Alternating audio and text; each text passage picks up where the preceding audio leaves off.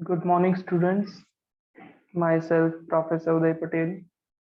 Today we study about Fourier, Laplace, and Z transform.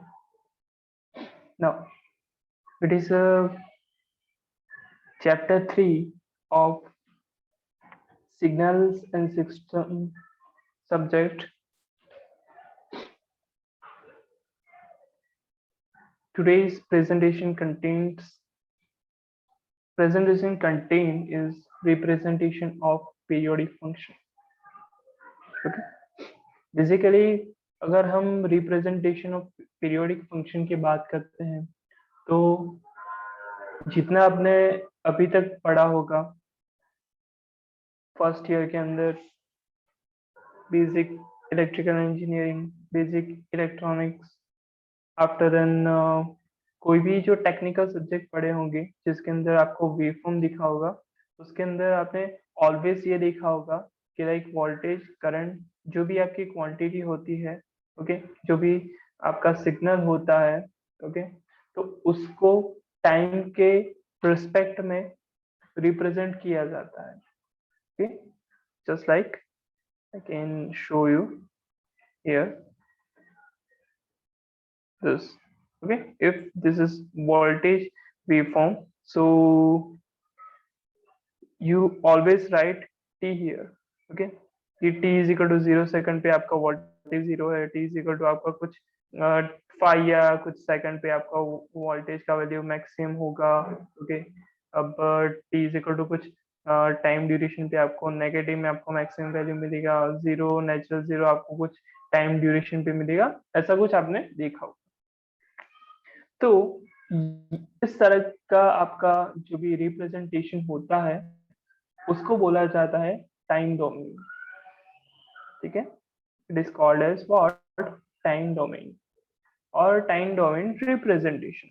Okay, then you can also show the waveform in form of current,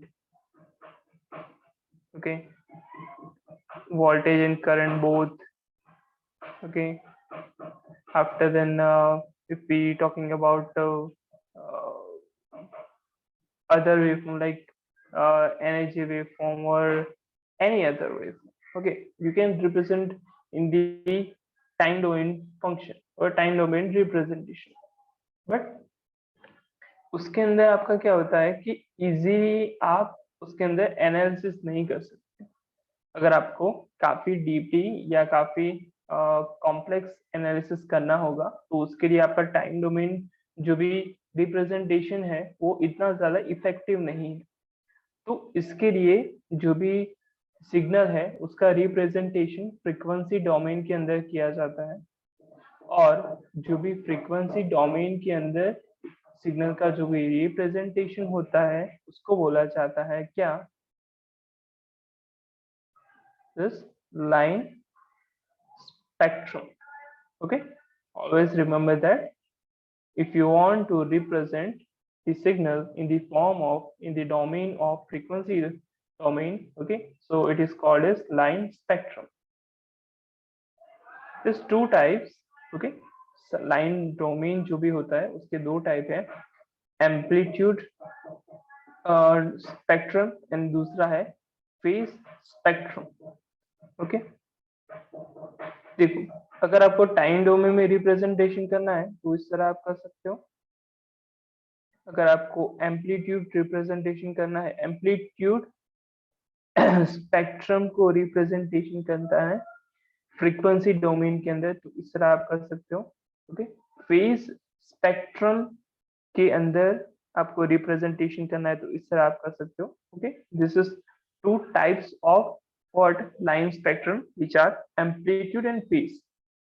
ठीक है, तो phase जो भी आपका क्या sorry amplitude representation होता है तो उस टाइम आपको एम्पलीट्यूड स्पेक्ट्रम जो भी है, ओके, उसको रिप्रेजेंटेशन करने के लिए आपको एक्स एक्सिस पे एम्पलीट्यूड लेना पड़ेगा एंड वाई एक्सिस पर फ्रीक्वेंसी लेना पड़ेगा. अगर आपको फेज स्पेक्ट्रम को रिप्रेजेंटेशन करना है तो यहाँ पे आपको एक्स में सॉरी, यहाँ पे आपको y में फेज लेना पड़ेगा और ऑलवेज आपका x एक्सिस पे आपका फ्रीक्वेंसी रहेगा, ठीक है। तो यहाँ पे एम्पलीट्यूड में आपको एम्पलीट्यूड की वैल्यू आपको सेम इज जो भी टाइम डोमेन रिप्रेजेंटेशन में जो आप करते हो, ओके, जिसके अंदर आपका टाइम t के रिस्पेक्ट में आपको मिलता है, तो यहाँ पे फ्रीक्वेंसी है। तो फ्रीक्वेंसी ये पॉइंट पे कितना है, यहाँ पे ये पॉइंट पे कितना है, तो इस तरह आपका रिप्रेजेंटेशन होता है। सेम इज जो आपको वोल्टेज को रिप्रेजेंटेशन करना है, यानी कि वोल्टेज का एम्पलीट्यूड एंड फेज रिप्रेजेंटेशन करना है, तो आप क्या कर सकते हो कि आप फ्रीक्वेंसी डोमेन का यूज कर सकते हो, ठीक है।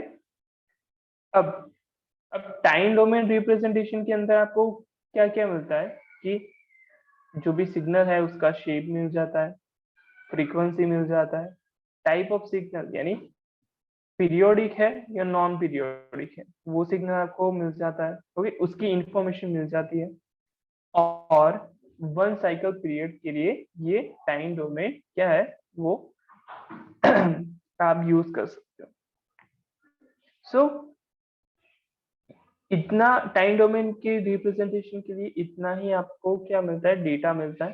फ्रीक्वेंसी डोमेन के अंदर आपको ये सारा डेटा तो मिलता ही है, ओके, एज वेल एज आपको एनालिसिस करने में आपको इजी रहेगा, ठीक है। इसलिए नॉर्मली जो भी आपका रिप्रेजेंटेशन होगा, ओके, वो किसके अंदर होना चाहिए, लाइन स्पेक्ट्रम के अंदर या फिर फ्रीक्वेंसी डोमेन के अंदर उसका रिप्रेजेंटेशन होना चाहिए, okay.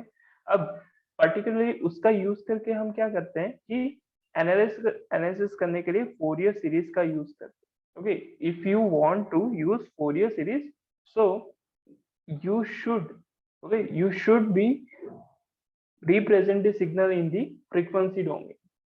So that's why it is important to understand the line spectrum, okay. तो ये है आज का topic, representation of periodic function. Next lecture के अंदर हम फोरियर सीरीज के बारे में पढ़ेंगे। उस टाइम आपको ज्यादा क्लियर हो जाएगा कि हम सिग्नल का एनालिसिस किस तरह करते हैं, मैथमेटिकली हमें ये पता चलेगा, okay. Thank you so much.